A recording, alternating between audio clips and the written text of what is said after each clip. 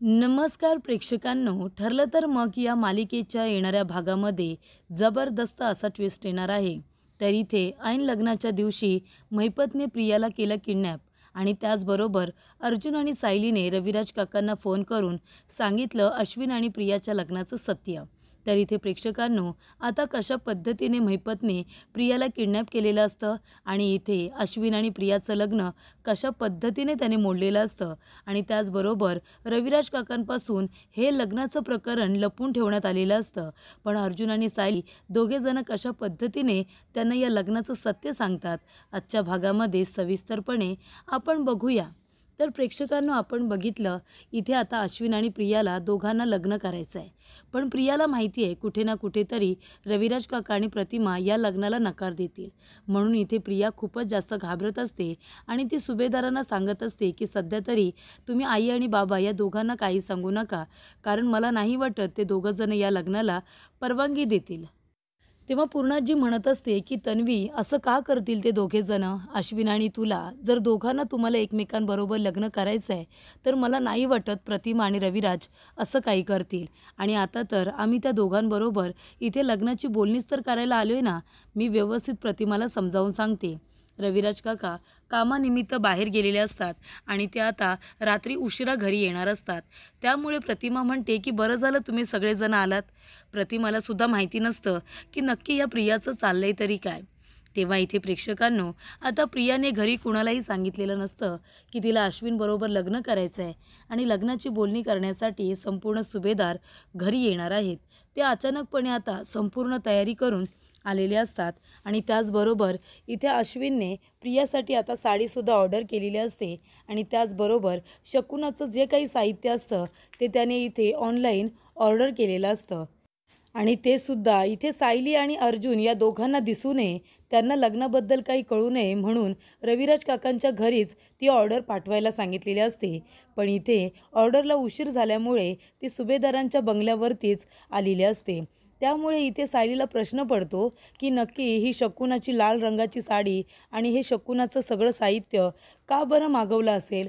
ती पुन्हा पुन्हा खात्री करून घेते की नक्की सुभेदारांनीच तुम्हाला ऑर्डर दिली होती ना. तेव्हा इथे ती नावसुद्धा चेक करते आणि सुभेदारांकडे न पाठवता ती ऑर्डर किल्लेदारांकडे त्यांनी पाठवायला सांगितली होती, पण आम्हाला उशीर झाला म्हणून सुभेदारांकडेच पाठवलेली आहे असं सांगण्यात येतं. तेव्हा सायलीला प्रश्न पडतात की एवढं या लोकांचं चाललंय तरी काय. शकुनाची साडी, शकुनाचं साहित्य. सायली विचारते, हे सगळं काय चाललंय विमलताई, तुम्हाला तरी काही माहिती आहे का? तेव्हा विमल म्हणते, सायलीताई, जेव्हापासून तुम्ही आणि अर्जुन दादा या दोघांनी लग्न केलं आहे आणि तुम्ही दोघेजण जेव्हापासून या घरामध्ये आलात ना, तेव्हापासून हे लोक माझ्यापासून खूप गोष्टी लपवून ठेवतात. पहिल्यासारखं मला घरातलं मानत नाही. त्यांना असं वाटतं की मी तुमच्या बाजूने आहे आणि मी तुम्हाला प्रत्येक गोष्ट सांगेन असं वाटतं त्यांना, म्हणून सर्व गोष्ट माझ्यापासून लपवून ठेवतात. तेव्हा इथे विमल म्हणते की मलासुद्धा माहिती नाही आहे की त्या लोकांचं काय चाललेलं आहे, पण एक गोष्ट नक्कीच त्यांचं काहीतरी असं चाललं आहे जे तुम्हाला दोघांना आणि मला त्यांना कळू द्यायचं नाही आहे. तेव्हा सायली म्हणते, पण नक्की आता रविराज काकांच्या घरी हे संपूर्ण शकुनाचं सामान का बरं मागवलं असेल आणि डायरेक्ट तिकडे ऑनलाईन ऑर्डर केली आहे. मला तर आता डाऊटच येतो आहे. तेव्हा विमल म्हणते, हो ना, काय चाललं असेल, तर तन्वीताईंचं लग्न वगैरे ठरलं असेल का. तेव्हा इथे सायली म्हणत असते, आणि तरी पण जर लग्न ठरलं असेल तरीसुद्धा प्रतिमा आत्या आणि रविराज काका यांनी सांगितलंच असतं ना, आणि प्रियाने सुद्धा सगळीकडे ढिंडोरा पिटला असता. ते काय आपल्याला माहिती नाही का? मग एवढं सगळं शांतपणे आणि गुपचूप करण्यासारखी गोष्ट काय आहे. तेव्हा इथे आता सायली अर्जुनला फोन करते. अर्जुनला सुद्धा सांगते, अहो काहीतरी गडबड नक्की आहे. अश्विन भाऊजींनी ऑनलाईन इथे संपूर्ण शकुनाचं सामान मागवलं आहे आणि ते सुद्धा रविराज काकांच्या घरी ती ऑर्डर पोहोचवायला सांगितली होती, पण त्यांना उशीर झाला म्हणून त्यांनी अन्नपूर्णा निवासमध्येच ती ऑर्डर आणलेली आहे आणि ते सगळं साहित्य आता प्रियासाठी तर मागवलं नसेल ना. तेव्हा अर्जुन म्हणतो, तुम्ही जास्त पॅनिक होऊ नका, आपण बघू, मी घरी आल्यानंतर या विषयावरती आपण बोलूया. त्यानंतर प्रेक्षकांनो, सायली आता सातत्याने तोच विचार करत असते. तिला असं वाटत असतं की इथे प्रिया माझ्या साध्या भोळ्या कुटुंबाचा गैरफायदा घेऊ नये. आता सगळेजण जरी तिच्यावरती रागवले असतील तरीसुद्धा एक काळ असा होता जेव्हा सगळेजण तिच्यावरती जीवापाड प्रेम करत होते, तिला सून मानत होते. आता त्यांच्या मनामध्ये तिच्याबद्दल एक वेगळाच गैरसमज निर्माण झाला आहे. म्हणून इथे सगळेजण तिच्यावरती रागवलेत. तेव्हा इथे सायली म्हणते की माझी माणसं खूपच जास्त साधी भोळी आहेत. ही प्रिया उगाचच त्यांना त्रास देईल आणि त्यांच्या आयुष्यामध्ये इथे वादळ आणेल. तेव्हा ती म्हणते की नक्की ह्याच्यावरती नाव तरी कुणाचं आहे बघू दे. साडीवरचं नाव गेलेलं असतं, कारण जे काका ऑर्डर घेऊन आलेले असतात ते पाणी पित असताना त्याच्यावरती पाणी सांडतं आणि ऑर्डरवरचं नाव निघून गेलेलं असतं. त्यामुळे इथे आता तिला नावसुद्धा वाचता येत नाही. तेव्हा ती आता पूर्ण विचार करत असते की नक्की चाललंय तरी काय, ह्याचा मला संपूर्ण विचार केला पाहिजे. असं काहीतरी चालू आहे जे मला आणि अर्जुन सरांना कळता कामा नये आणि विमलताई आम्हाला का सांगतील, म्हणून त्यांनासुद्धा या सगळ्या गोष्टीपासून दूर ठेवण्यात आलं आहे, हे आता सायलीला कळतं. सायली म्हणते की या गोष्टीचा पाठपुरावा तर धरायलाच हवा.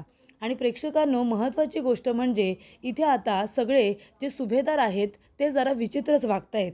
म्हणजे आता रविराज काकांची मुलगी, जरी ती प्रिया त्यांची खरी मुलगी नसेल तरीसुद्धा तिने खोटं सांगितलेलंच आहे ना की ती त्यांची मुलगी आहे म्हणून. मग आता रविराज काकांचा एक वडील म्हणून तिचे निर्णय घेण्याचा अधिकार आहेच. पण इथे सुभेदारांनी एक असा निर्णय घेतला आहे की रविराज काकांना काही सांगायचं नाही. म्हणजे इथे आता प्रतिमाला त्यांनी फक्त सगळं सत्य सांगितलेलं असतं. प्रतिमा म्हणते पण रविराज या लग्नाला कधीच होकार देणार नाही.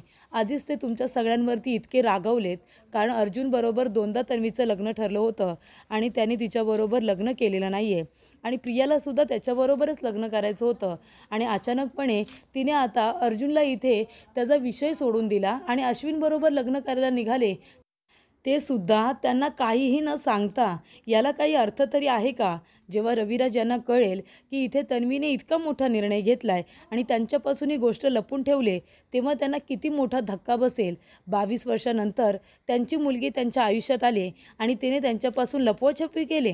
तेव्हा इथे पूर्णाजी म्हणते की हे बघ प्रतिमा, तू म्हणालीस की अर्जुन आणि सायलीचं लग्न होऊ दे, मी परवानगी दिली ना, मग आता माझ्या मनासारखं होऊ दे गं.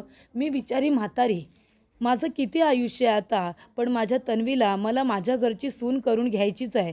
आणि अर्जुनबरोबर लग्न नाही झालं म्हणून काय झालं, अश्विन आहे ना, माझा अश्विन खूपच जास्त गुणाचा आहे, त्याच्याबरोबर तन्वीचं लग्न होऊ दे. दोघेजणं सुखाने संसार करतील, तीसुद्धा आनंदात राहील.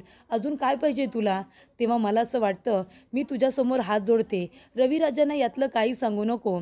जेव्हा तन्वीचं आणि अश्विनचं लग्न होईल आणि त्यांचा सुखाचा संसार जेव्हा रविराज बघतील ना, तेव्हा त्यांना खात्री पटेल की तन्वीने जे केलं आणि आपण जे केलं ते योग्यच होतं. तेव्हा उद्या कोर्टामध्ये त्या दोघांचं लग्न आहे, तेव्हा तू आली असतीस आशीर्वाद द्यायला तर बरं झालं असतं. रविराजांना आपण नंतर समजावू ना, असं इकडे आता पूर्णाजी म्हणते, कारण हे सगळं तिला इथे प्रियाने सांगितलेलं असतं. प्रिया म्हणते की पूर्णाजी, तुला जर वाटत असेल ना की मी तुझ्या घरची सून व्हावं, अश्विन आणि माझं लग्न व्हावं असं जर तुला वाटत असेल, तर तुला एक काम करावं लागेल. ही गोष्ट बाबांपासून तुला लपवून ठेवावी लागेल, कारण बाबा कधीही या लग्नाला परवानगी देणार नाही. अर्जुनबरोबर जेव्हापासून लग्न मोडलं आहे तेव्हापासून बाबा तुमच्या कुणाचंही नाव घरामध्ये काढत नाही आणि आम्हालासुद्धा काढू देत नाही. याच्यावरूनच तू समजून जा की ते किती रागावलेत. आणि आता जर त्यांना कळलं की मला आणि अश्विनला लग्न करायचं आहे तर ते परवानगी नाही देणार. तेव्हा इथे पूर्णाजी आता म्हणते की मग ठीक आहे, आपण रविराजांना याबद्दल काही सांगायलाच नको. आणि इथे प्रेक्षकांनो, सायलीच्या मनामध्ये आता असंख्य प्रश्न उभे राहिलेले असतात की नक्की या घरातल्या लोकांचं चाललंय तरी काय. प्रियाच्या नादाला लागून काही चुकीचा निर्णय तर घेत नाहीत ना, असं त्यांना वाटत असतं. त्यामुळे इथे प्रिया आता त्यांचा पाठलाग करत असते. तेव्हा सायलीला असं वाटतं की प्रतिमा आत्याला फोन करू का, प्रतिमा आत्याकडून काही माहिती मिळते का ते बघते. तेव्हा इथे सायली प्रतिमाला फोन करते आणि तिची विचारपूस करते. प्रतिमासुद्धा तिच्याशी व्यवस्थित बोलते. तेव्हा सायली म्हणते, प्रतिमा आत्या, आज सगळेजण घरचे तिकडे आले होते ना तुम्हाला भेटायला, सहज आले होते ना तुमची तब्येतीची चौकशी करायला. तेव्हा प्रतिमा म्हणते हो ना. तेव्हा इथे सायली म्हणते, आणि अजून काय चाललं आहे का त्यांचं, म्हणजे प्रियाचं काही लग्न वगैरे ठरलं आहे का. तेव्हा इथे प्रतिमा आता गप्पच बसते, कारण पूर्णाजीने तिला शपथ दिलेली असते की कुणाला काही सांगायचं नाही म्हणून. त्याच्यामुळे इथे प्रतिमाला सांगता येत नाही, नाहीतर तिची मनापासून इच्छा असते सायलीला सगळं सांगायची. पण इथे आता पूर्णाजीने शपथ दिल्यानंतर तीसुद्धा एक मुलीचं कर्तव्य पूर्ण करते आणि आपल्या आईची शपथ मोडत नाही. त्यामुळे ते आपल्या सायलीला काहीही सांगत नाही. ती फक्त म्हणते की मला बघायला आले होते, विचारपूस करायला आले होते, रविराज घरामध्ये नव्हते म्हणून मला भेटून ते लगेच आले. तेव्हा इथे सायली म्हणते, बाकी काही महत्त्वाचं असं काही नाही आहे ना काळजी वाटण्यासारखं. तेव्हा प्रतिमा म्हणते, नाही अजिबात नाही. त्यानंतर इथे सायलीला कळतं प्रतिमाचं एरवीचं बोलणं तिला हे खूपच जास्त सरळ वाटत असतं, पण आता ती जे काही तुटक तुटक बोललेली असते आणि ते आता सायलीला कळतं. तेव्हा सायली म्हणते, मी पण काही गप्प बसणार नाही. हे लोक सकाळी कुठे जाणार आहेत ना, यांचा पाठलाग तर करायलाच हवा. तेव्हा इथे सगळेजण आता तयार होतात. कोर्टामध्ये लग्न असलं तरीसुद्धा अश्विन त्याच्या नेहमीच्याच फॉर्मल कपड्यांमध्ये असतो. पूर्णाजी म्हणते की अश्विन, अरे तुझं लग्न आहे हे कुणाला कळू द्यायचं नाही आहे म्हणून तू इतका साधा तयार होणार आहेस का? लग्न एकदाच होतं, जा ना छान तयार हो. तेव्हा अश्विन म्हणतो, नको आजी, मला असं वाटतं की आता दादा आणि वहिनीला काही कळायला नको, नाहीतर ते उगाच खोडा घालतील. म्हणून मी जसं आहे तसंच राहू दे. त्या लोकांना संशय यायला नको की माझं लग्न वगैरे आहे. तेव्हा इकडे प्रताप काका म्हणतात, माझ्याकडे एक आयडिया आहे. आपण बाहेर जाताना विमलला सांगायचं की माझ्या मित्राच्या इथे आता मुलाचा साखरपुडा आहे, आपण त्याच्या साखरपुड्याला जातोय असं सांगायचं. म्हणजे कुणालाही संशय येणार नाही. आपण जे काही लग्नाचे कपडे घातलेत ना, ते त्याच्या साखरपुड्यासाठी घातलेत असंच त्यांना वाटेल. तेव्हा इथे आता कल्पना म्हणते, हो ही चांगली आयडिया आहे, म्हणजे त्यांना संशय नाही येणार. आणि तेव्हा इथे आता सगळेजण कोर्टात जायला निघालेले असतात. तेव्हा सायली अर्जुनला फोन करते आणि म्हणत असते की हे बघा, मला असं वाटतंय ना की आपल्या घरातले लोक आपल्यापासून खूप मोठी गोष्ट लपवत आहेत. इथे बाबा आता म्हणत होते विमलताईंना ते त्यांच्या मित्राच्या मुलाच्या साखरपुड्याला जात आहेत, पण मला त्यांच्यावरती संशय येतोय. नक्कीच त्यांचं काहीतरी चाललं आहे, कारण पूर्णाजीसुद्धा जात आहेत. पूर्णाजी तर अशा कुठल्याही कार्यक्रमाला बाहेर जात नाही ना. तेव्हा अर्जुन म्हणतो, मग काय करायचं आहे आपण? तेव्हा सायली म्हणते, मी त्यांचा पाठलाग करते आणि ते कुठे जात आहेत ना हे मी तुम्हाला फोन करून सांगते, मग तुम्हीसुद्धा तिथे या. अर्जुन म्हणतो की ठीक आहे. तेव्हा प्रेक्षकांनो, इथे आता सगळे सुभेदार गाड्यांमध्ये बसतात आणि कोर्टामध्ये जायला निघतात, कारण कोर्टामध्ये अश्विन आणि प्रिया दोघेजण कोर्ट मॅरेज करणार असतात. प्रतिमासुद्धा छान प्रियाला तयार करते आणि कोर्टामध्ये घेऊन येणार असते. पूर्णाजीने तिच्याकडून वचन घेतलेलं असतं आणि इथे मुलीच्या सुखासाठी इथे आई दुसरं आणि काय करणार. तेव्हा ती प्रियाला सपोर्टच करत असते. त्यामुळे इथे प्रतिमाने प्रियाला तयार केलेलं असतं. सुमन विचारते की कुठे चाललाय तुम्ही, पण इथे आता प्रियासुद्धा उडवाउडवीची उत्तरं देते आणि मंदिरामध्ये जातोय असं सांगून ती आणि प्रतिमा दोघीजणी आता कोर्टामध्ये जायला निघालेले असतात. तेव्हा सुमनला माहितीसुद्धा नसतं की इथे आता त्या दोघांचं लग्न आहे. त्यानंतर कोर्टामध्ये सगळेजण जमलेले असतात. तेव्हा सायली त्यांचा पाठलाग करत कोर्टापर्यंत जाते. तेव्हा तिला संशय येतो. ती लगेच अर्जुनला फोन करते आणि म्हणते की तुम्ही तुमच्या कोर्टामध्ये या, कोर्टाच्या बाहेर उभे राहूया. हे लोक सगळेजण कोर्टामध्ये आलेत. बाबा खोटं बोलले की त्यांच्या मित्राच्या मुलाचा साखरपुडा आहे, पण तसं काहीही नाही आहे. आणि इथे प्रियासुद्धा छान तयार होऊन आली आणि अश्विन भाऊजी सगळे आपल्या घरातलेच लोक आहेत. तेव्हा अर्जुन म्हणतो, नक्की यांचं चाललंय तरी काय? अर्जुन लगेचच आता धावपळत कोर्टाच्या बाहेर येतो. बघतो तर सगळे सुभेदार तिथे उभे असतात. प्रतिमा आत्या आणि प्रियासुद्धा आलेले असतात. रविराज काका मात्र तिथे नसतात. तेव्हा प्रताप काका म्हणतात की चला आता वकील आपल्याला बोलावतील. अश्विन आणि तन्वी, तुम्ही दोघेजण आता तुमचं आज लग्न आहे, दोघेजण आनंदी आहात ना? अजिबात कसलाही विचार करू नका, आज तुमचं कोर्ट मॅरेज आहे. तेव्हा सायली त्यांचं बोलणं ऐकते. सायलीच्या पायाखालची जमीनच सरकते. पण प्रेक्षकांनो, इथे आता एक ट्विस्ट आलेला असतो. ही गोष्ट नागराजने महिपतला सांगितलेली असते की त्या प्रियाने खूप मोठा डाव खेळलेला आहे. तुला माहिती आहे का, ती अश्विनबरोबर लग्न करणार आहे आणि या सगळ्या ज्या काही गोंधळापासून, जो तिने गोंधळ घालून ठेवला आहे ना, त्याच्यापासून ती लांब होणार आहे. तिचं बाबा मस्त आहे आता. आपण जरी तिला इथे किडी मुंगीवानी बाजूला काढलं असलं ना, तरीसुद्धा ती आता अश्विनबरोबर लग्न करून सुखाने राहणार आहे. सुभेदारांचं आडनाव मिळणार आहे तिला. तेव्हा इथे आता माझी मुलगी साक्षी ही जेलमध्ये गेले आणि ही आपल्या तुकड्यांवरती जगणारी ही प्रिया आता लग्न करते आणि त्या सुभेदारांची सून होते काय? मी असं अजिबात होऊ देणार नाही.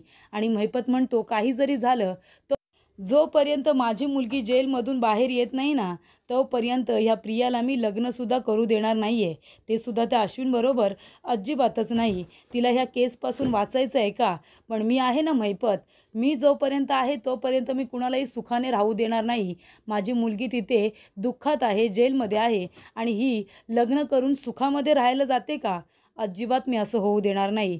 तेव्हा नागराज म्हणतो, अरे मग आता काय करणार आहेस? तेव्हा महिपत म्हणतो, आता बघ ना मी काय करतो ते. तेवढ्यातच इथे अर्जुन आणि सायली या दोघांना कळलेलं असतं की अश्विन आणि प्रियाचं लग्न आहे. अर्जुन जातो आणि म्हणतो, "हे काय चाललंय सगळं? तुम्ही इथे काय करताय?"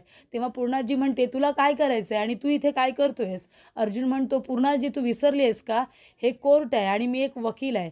मी कोर्टामध्ये दुसरं काय करणार आहे?" तेव्हा इथे पूर्णाजी म्हणते, "मग आमचंही काम आहे म्हणून आम्ही इथे आलोत." तेव्हा इथे अर्जुन म्हणतो, "प्रतिमा आत्या, ही तन्वी इतकी तयार का झाली? नक्की काय चाललंय ते सांगाल का? तन्वीचं लग्न वगैरे करताय की काय?" तेव्हा प्रतिमा आता गप्पच बसते. अर्जुन म्हणतो, "कुणाबरोबर लग्न करताय? अश्विनबरोबर लग्न करताय का?" तेव्हा अश्विन म्हणतो, "हो, मी लग्न करतोय तन्वीबरोबर. तुला काय करायचं आहे?" तेव्हा अर्जुन म्हणतो, "अश्विन, अरे बोलताना जरा विचार तरी कर. मी भाऊ आहे तुझा. तुला काय करायचं आहे? इथपर्यंत मी काहीच चुकीचं केलेलं नाही आहे. तुम्ही सगळेजण ज्या पद्धतीने माझ्याबरोबर आणि सायलीबरोबर रूढ बोलता ना, ते अत्यंत चुकीचं आहे. एवढं काय केलं आम्ही? जर आपलं प्रेम मिळवण्यासाठी थोडेसे प्रयत्न केले, तर त्याच्यामध्ये तुम्हाला इतका राग येण्यासारखं काय आहे?" तेव्हा इथे अर्जुन म्हणतो, "आणि काय तन्वी, तू अश्विनबरोबर लग्न करतेस?" तेव्हा इथे रविराज काकांना माहिती आहे का? असं सायली विचारते. "सिनियर कुठे आहे?" तेव्हा इथे सगळेजण घाबरतात, कारण रविराज काकांना काही सांगितलेलं नसतं. तेव्हा अर्जुन म्हणतो, "अच्छा, म्हणजे सिनियरला अंधारात ठेवून तुम्ही इथे या दोघांचं लग्न करताय. आधीच सिनियर आपल्यावरती चिडलाय आणि आता त्याला न सांगता तुम्ही ह्या दोघांचं लग्न लावून देताय. याचे परिणाम काय होतील तुम्हाला माहिती आहे का?" तेव्हा प्रिया म्हणते, "तुला काय करायचं आहे? तू तर तुला हव्या त्या मुलीबरोबर लग्न केलंयस ना, मग आता आम्हाला दोघांना लग्न करू दे." तेव्हा अर्जुन म्हणतो, "पण कालपर्यंत तुला माझ्याबरोबर लग्न करायचं होतं आणि आता लगेच अश्विनबरोबर लग्न करायला निघालीस. लाज नाही वाटत तुला असं करताना?" तेव्हा प्रिया म्हणते, "याच्यामध्ये लाज वाटण्यासारखं काय आहे? तुला ज्या मुलीशी लग्न करायचं होतं तू केलंस ना, मग आता मी काहीही करेन." त्यानंतर इथे अर्जुन म्हणतो, "ठीक आहे. तुला जे करायचं आहे ते कर आणि मला जे करायचं आहे ते मी करतो. आताच्या आता सिनियरला फोन करतो आणि इथे बोलावून घेतो." तेव्हा अर्जुन बाजूला जातो आणि रविराज काकांना फोन करतो आणि म्हणतो की "सिनियर, तुला माहिती आहे का, इथे तन्वी आणि अश्विन दोघेजणं कोर्ट मॅरेज करतायत." तेव्हा इथे रविराज काकांना खूप मोठा धक्का बसतो, कारण त्यांना याबद्दल काहीही कल्पना नसते. तेव्हा ते म्हणतात, "हे काय बोलतोयस तू? तुला तरी कळतंय का?" तेव्हा अर्जुन म्हणतो की "तुझा विश्वास बसत नसेल ना, तर कोर्टामध्ये ये. ते दोघेजणं कोर्ट मॅरेज करायला इथे आलेले आहेत. ते सुद्धा तुला काहीही न सांगता." तेव्हा इथे अर्जुनने आता रविराज काकांना ही गोष्ट सांगितलेली असते.